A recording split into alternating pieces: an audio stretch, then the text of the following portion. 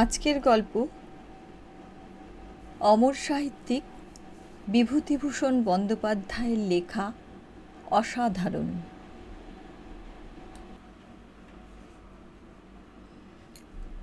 সীতানাথ ডাক্তারের দোকানে বসিয়াছিলাম সকালবেলা।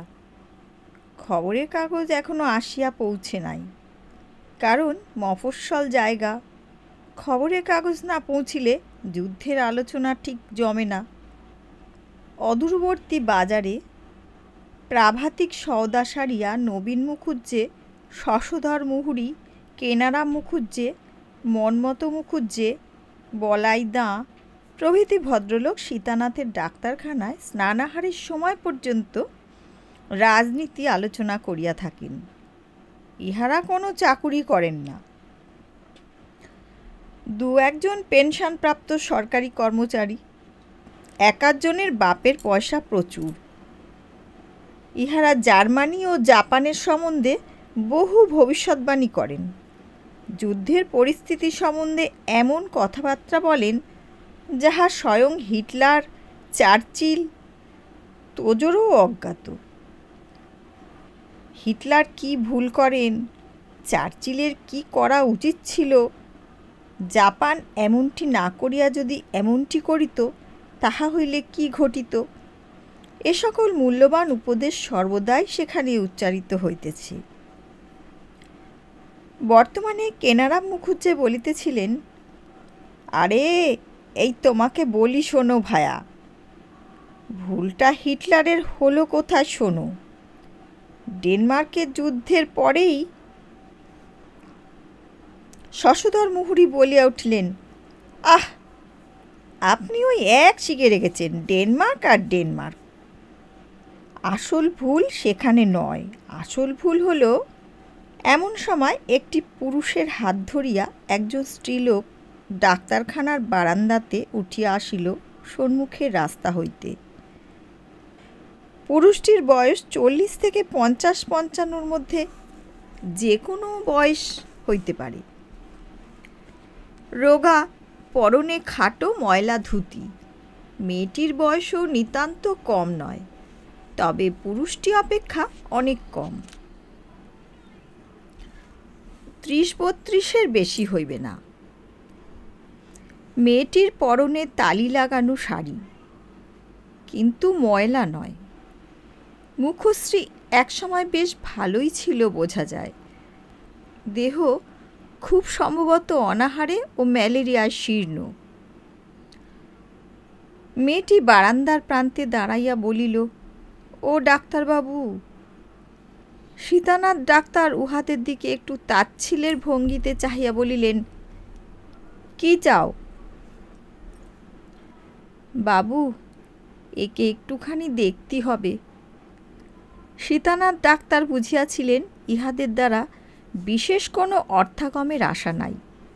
যত বড় কঠিন অসুখী হোক না কেন, দুর্ভিক্ষ পীড়িত চেহারা, পরনে তো ওই কাপড়, মাথা তৈলাভাবে রুক্ষ, রোগীর মধ্যে গণ্য করিয়া উৎফুল্ল হইবার কোনো কারণ নাই। তামাক টানিতে টানিতে বলিলেন, হয়েছে কি?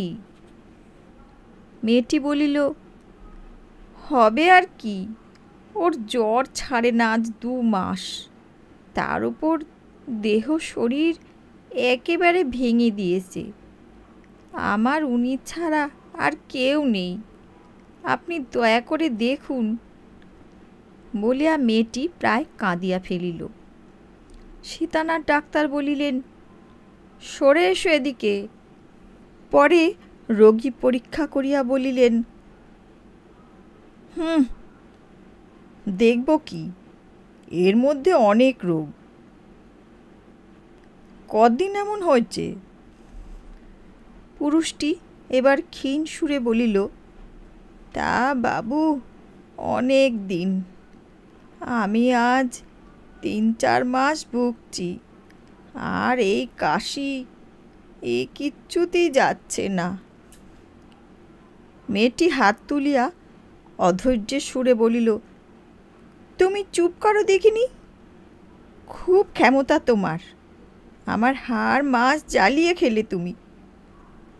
3 মাস ওর অসুখ। তাহার পর আমাদের দিকে ফিরিয়া বলিল, ওর কথা শুনবেন না। ওর কি কিছু ঠিক থাকে? নিজের দিকে ওর কোনো খেয়াল নেই। এই শুনুন তবে আমার কাছে।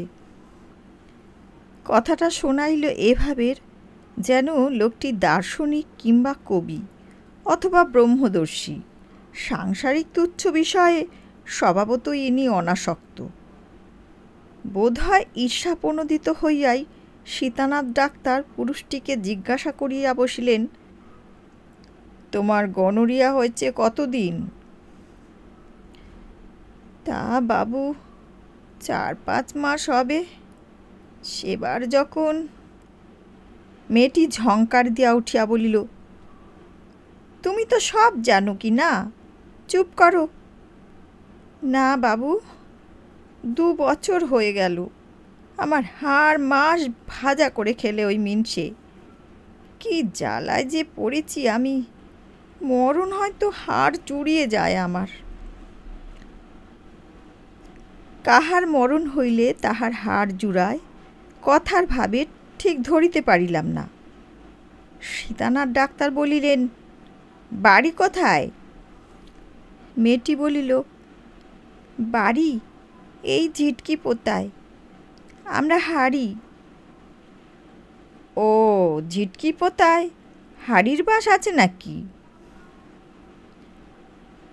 না বাবু, দেশে দেশে ভেসে বেড়াচ্ছি এই এনারে নিয়ে। বিয়ে করা স্বামী ফেলতে তো পারি নে। আজ 2টি বছর উনি বিছানে পড়ে উঠতি হাঁটতে পারেন না। কত ওষুধ বিশুধ করালাম আমাদের দেশে ঘরে, যে যা বলে তাই করি, কিন্তু কিছুতেই সারাতে পারলাম না। দিন দিন যেন মানুষ উঠতে পারে না, খেতে পারে না। তাই আজ বলি ডাক্তারবাবুর কাছে নিয়ে যাই, একটু দেখুন আপনি ভালো করে। আমার আর কেউ নেই। আমি এতক্ষণ বসিয়া বসিয়া দেখিতেছিলাম। এইবার বলিলাম, তোমার স্বামী কি কাজ করে? মেয়েটি ঝংকার দিয়া বলিয়া উঠিল, কাজ? ওরে আমার কাজের শিরোমণি রে, ও করবে কাজ। সেদিন পূবের সূর্য পশ্চিম পানে উঠবে না?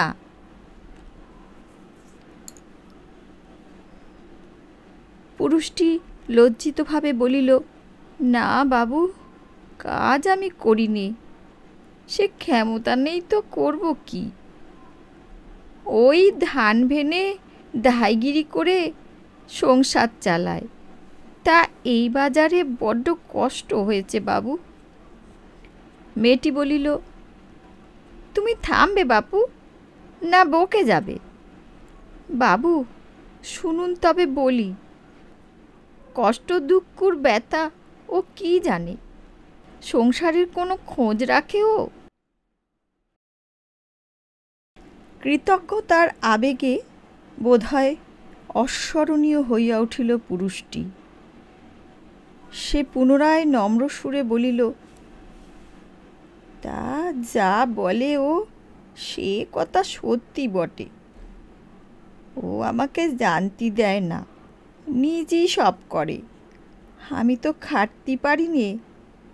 আমার এই ডান পাটা একটু খোঁড়া, হাঁটতে পারি নে। এই দেখুন বাবু, এই পাটা। মেয়েটি আঁচল দিয়া চোখ মুছিতে মুছিতে বলিল, নাও, আর বাবুদের সামনে তোমায় পা বার করতে হবে না। কিন্তু দেখিলাম মেয়েটির চোখ ছলছল করিয়া উঠিয়াছে।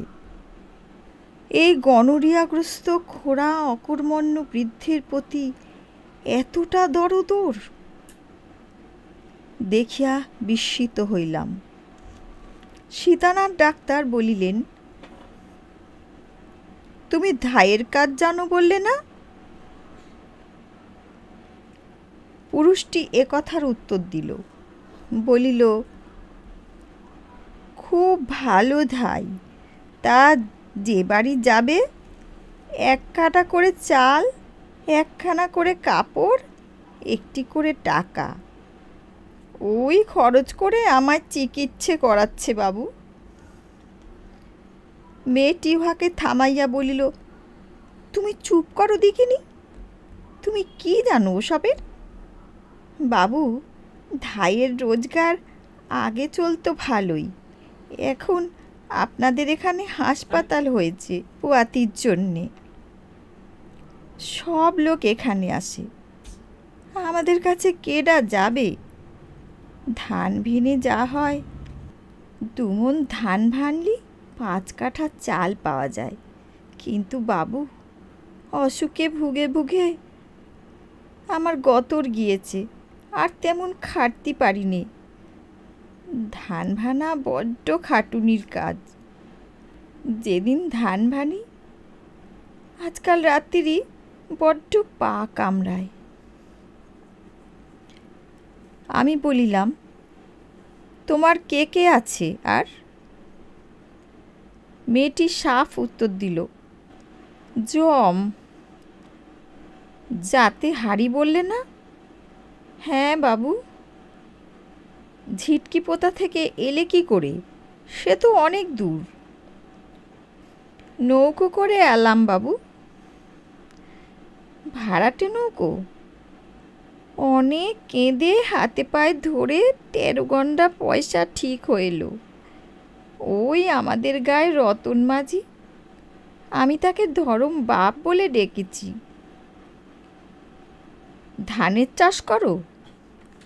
না বাবু, ঘরদোর নেই, তাই ধানের জমি, বিচুলি ছাউনি 1খানা ঘর, তা এবার খসে পড়েছে।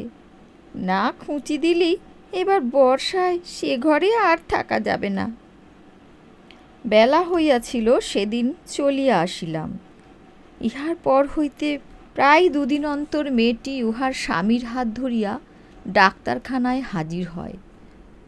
কখনো ঔষধের দাম কমাইবার জন্য সীতানাথ ডাক্তারের হাতে পায়ে পড়ে, কোনোদিন স্বামীর নানারূপ প্রশ্ন করে, কবে রোগ সারিবে, নৌকা ভাড়া দিয়া আর সে পারে না, ইত্যাদি। দেখিয়া শুনিয়া সীতানাথ ডাক্তারকে জিজ্ঞাসা করিলাম, ওকে কেমন দেখেন? ওর রোগ সারবে?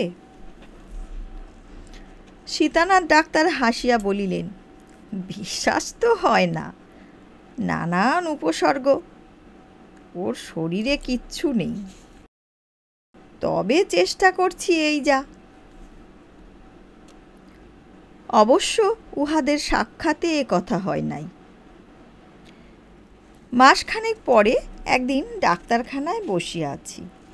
মেয়েটি আরও শীর্ণ হইয়া গিয়াছে। আর কিছুদিন এমন ধারা চলিলে ইহারই চিকিৎসার প্রয়োজন হইবে। হয়তো নিজে আতপেটা খাইয়া স্বামীর ঔষধপত্র ও নৌকা ভাড়া যোগাইতেছে। পরনের বস্ত্রও জীর্ণতর হইয়া উঠিয়াছে। সেদিনের কাজ শেষ করিয়া যখন চলিয়া যায়, তখন মেয়েটিকে ডাকিয়া বলিলাম, শোনো এদিকে। কি বাবু? ধাইয়ের কাজ করতে পারবে? সে হাসিয়া বলিল, ওই কাজই তো করি বাবু, তার পারবো না। আমি উহাদের সঙ্গে রাস্তায় বাহির হইয়া পড়িলাম। উদ্দেশ্য আমার বাসাটা তাহাকে চিনাইয়া দেওয়া। সে মাসেই আমার বাসাতে ধাত্রীর প্রয়োজন উপস্থিত হইবে। পথে মেয়েটি বলিল, দিন না বাবু, একটা কাজ জুটিয়ে। বহু কষ্টে পড়েছি এনাকে নিয়ে। 1 শিশি ওষুধ 5 শিকে 1.5 টাকা। আমার রোজগার বড্ড মন্দা হয়ে গিয়েছে, আর চালাতে পারছি নে। দিন না একটা জুটিয়ে, যা দেবে তাই নেব। 1 কাঠা চাল, 1 কানা কাপড়, আর না হয় 8 আনা পয়সা দেবে, তাই নেব। আমার খাই নেই বাবু, অন্য ধাইয়ের মতো। তা বাবু, আমি রাত্রি আতুরে থাকবো, সেঁক তাপ করব, ছাড়া কাপড় কাচব। অনুনয় সুরে বলিল, দিন না একটা কাজ জুটিয়ে। আমি বলিলাম, এই আমার বাসা, আর দিন আষ্টেক পরে আমার বাসাতে দরকার হবে ধাইয়ের। চলো আমার সঙ্গে, দেখিয়ে আনি। ওকে এখানে বসিয়ে রাখো। পুরুষটিকে বলিলাম, তুমি এই গাছতলায় বসে থাকো, বুঝলে? বাড়িতে আনিয়া ধাইকে দেখানো হইল, কিন্তু বাড়িতে ও ধাই পছন্দ হলো না। অজুহাত অবশ্য পাড়া গাঁয়ের অশিক্ষিত ধাই, উহাদের কি জ্ঞান আছে ইত্যাদি। কিন্তু আমার সন্দেহ হইল আসল কারণ মেয়েটিকে দেখিতে ভালো এবং আমি সঙ্গে করিয়া আনিয়াছি বলিয়া। পরদিন আবার রাস্তায় দেখা তাহাদের সঙ্গে। ডাক্তারখানায় দুজনে চলিয়াছে। আমাকে মেয়েটি ডাকিয়া বলিল, ও বাবু, শুনুন। আমি তাহার কিছু না করিতে পারিয়া লজ্জিত ছিলাম। বলিলাম, বলো। আপনাদের বাড়িতে হলো না? না না, ওদের সঙ্গে কমলা ধাইয়ের কথাবার্তা আগেই হয়ে গিয়েছে কি না, তাই। থাকবে বাবু, আপনি অন্য এক জায়গায় জুটিয়ে দিন না। দেখব, আরও এক জায়গায় সন্ধান আছে আমার। দেখুন, তিনিই দয়া করবেন। চরিতামৃতে প্রভু বলেছেন। হাড়ির মেয়ের মুখে কথা শুনিয়া চমকিয়া উঠিলাম। বলিলাম, তুমি চৈতন্য চরিতামৃত পড়ো? লেখাপড়া জানো নাকি? পুরুষ বলিল, ও জানে। বইখানা আছে নাকি তোমাদের বাড়ি? আছে বাবু, ও রোজ পড়ে, আমাকে শোনায়। বই পড়ে আর কাঁদে। মেয়েটি সলজ্জভাবে প্রতিবাদের সুরে বলিল, তোমায় অত ব্যাখ্যানি করতে হবে না, চুপ করো। না বাবু, ওর কথা শুনবেন না। পড়ি একটু সন্ধেবেলাটা, তা ওই বই পড়ে বোঝবার মতো অদিষ্ট কি আমাদের আছে বাবু? লেখাপড়া শিখলে কোথায়?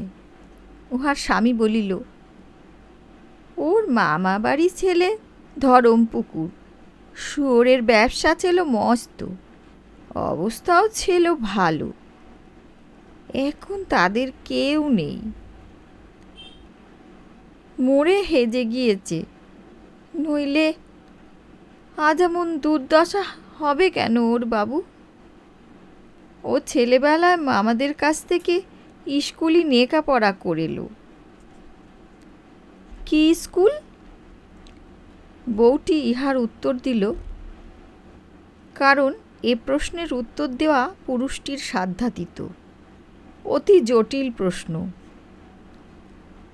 আপার প্রাইমারি স্কুল বাবু। পাশ করেছিলে? হুঁ, এখানে এসে পরীক্ষা দিয়ে গিয়েছিলাম। উহার স্বামী সপ্রশংস মুগ্ধ দৃষ্টিতে স্ত্রীর মুখের দিকে চাহিয়া বলিল, বাবু, ও পাশ করে 2 টাকা স্কলারশিপ পেল। বউ ধমক দিয়া উঠিলেন, তুমি চুপ করো দেখিনি। পুরুষটি তখনও ঝোঁক সামলাইতে পারে নাই। বলিল, বাবু, আমার সঙ্গে বিয়ে হয়ে ওর আর লেখাপড়া হলো না। মামারাও মরে হেজে গেল।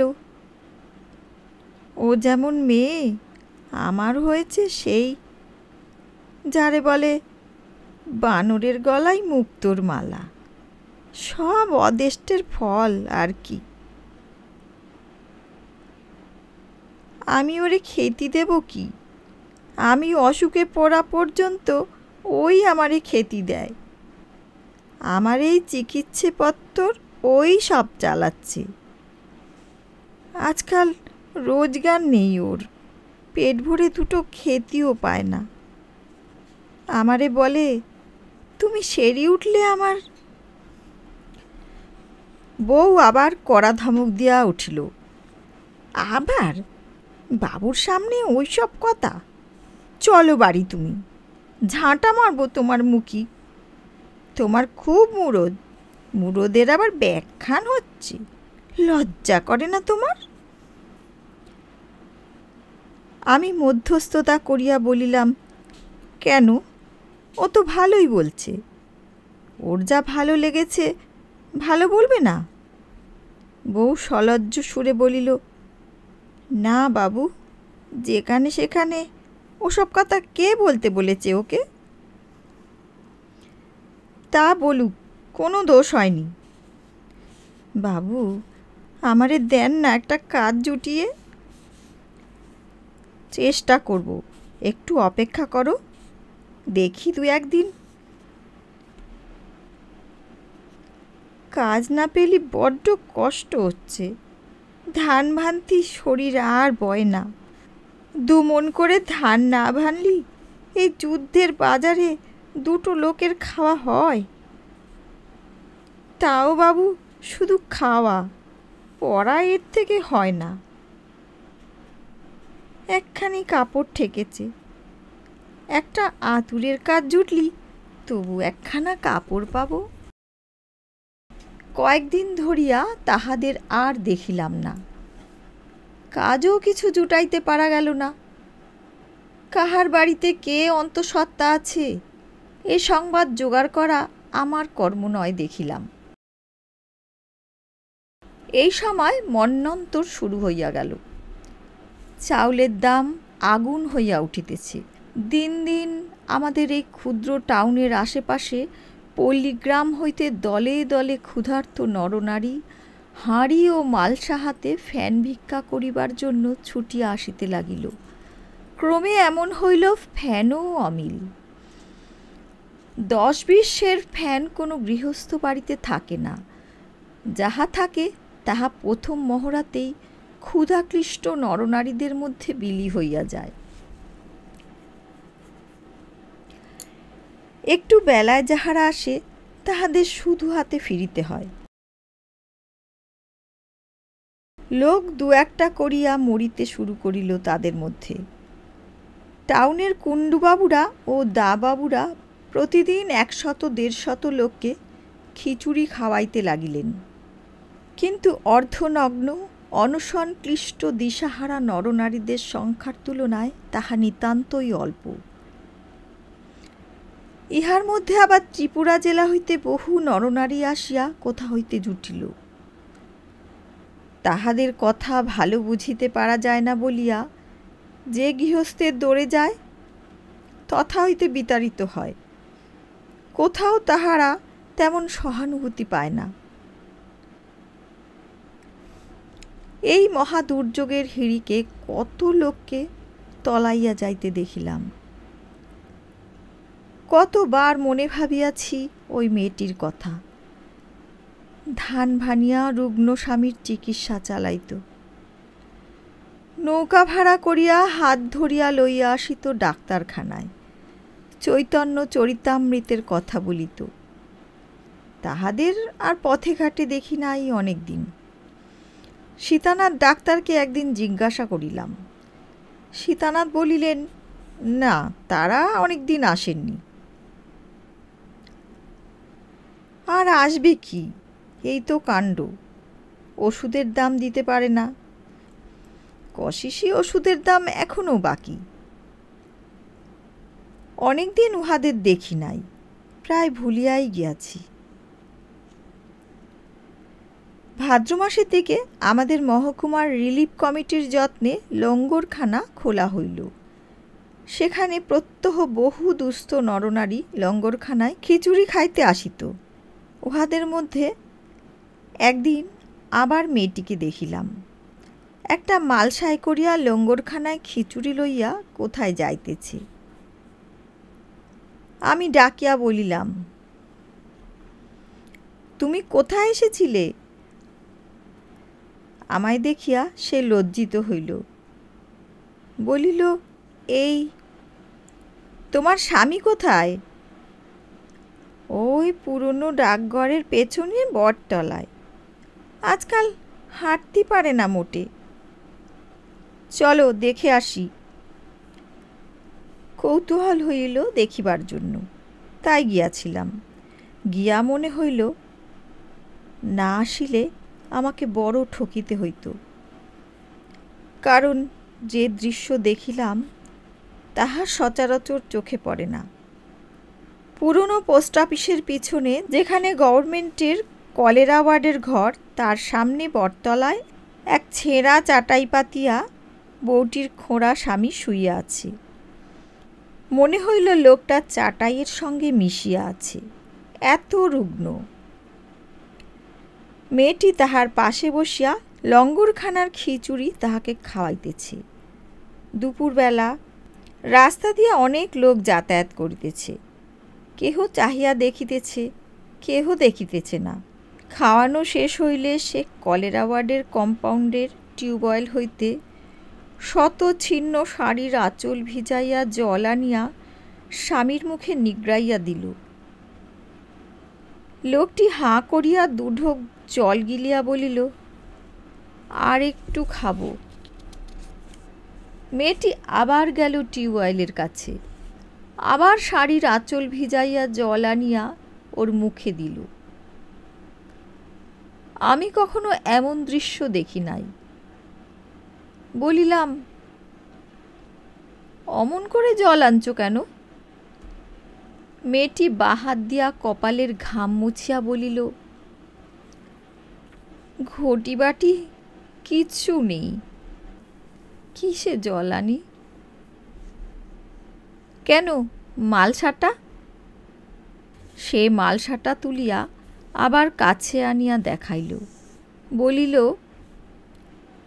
সবটা খেতে পারিনি, আধমালা রয়েছে, রাত্রিরে দেব। খাওয়া কমে গিয়েছে একেবারে। তারপর মালসাটা যথাস্থানে রাখিয়া আসিয়া বলিল, বড্ড কষ্ট হয়েছে বাবু, দিন না একটা কাজ জুটিয়ে। এক কাটা চাল শুধু, খুব কমের মধ্যে করে দেব। এই তাহার সহিত আমার শেষ সাক্ষাৎ। গল্পটি যদি ভালো লাগে চ্যানেলটিকে সাবস্ক্রাইব করতে ও ভিডিওটিকে লাইক করতে ভুলো না।